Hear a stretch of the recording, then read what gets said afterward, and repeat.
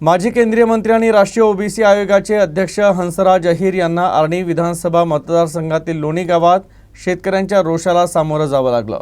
गावागावात प्रचारासाठी गेलेल्या अहिर यांना शेतकऱ्यांनी अडवून पिकांना रास्त दर आणि कर्जमाफी तसंच पीक विम्याचा लाभ न मिळाल्यानं नाराजी व्यक्त केली।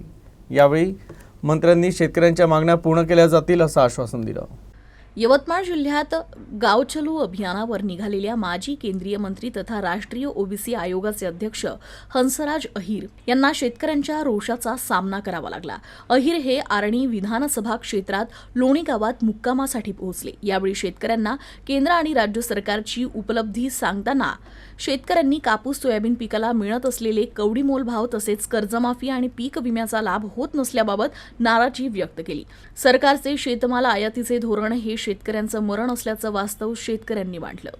यावर शेतकऱ्यांच्या समस्या वाजवी असून मोदी सरकारकडून असलेल्या शेतकऱ्यांच्या अपेक्षा पूर्ण होतील असं आश्वासन हंसराज अहिर यांनी यावेळी दिलं। भाजपचे नेते आमच्या गावात आले, आम्ही त्यांचा सत्कार केला, परंतु एकंदरीत शेतकऱ्याच्या मनात नाराजी आहे। या भाजप सरकारविषयी असा शेतकऱ्यांमध्ये रोष आहे। आज आमच्या शेतीमालाला भाव नाही।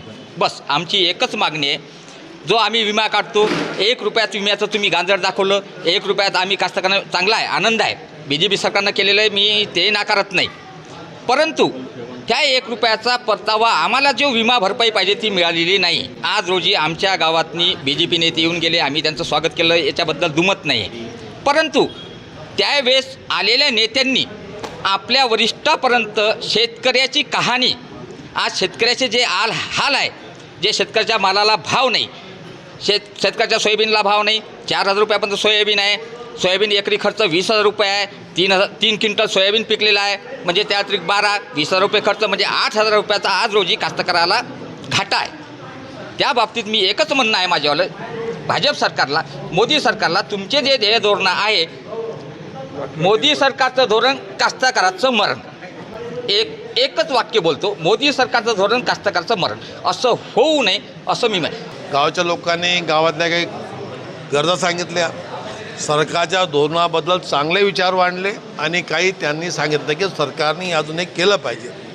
विशेष म्हणजे यावर्षी कापसाचा भाव गेल्या वर्षीपेक्षा कमी मार्केटमध्ये असल्यामुळं लोकांना अपेक्षा आहे की हे करू शकतात, मोदी सरकार करेलच असं अपेक्षा आहे लोकांना, ती मागणी आली।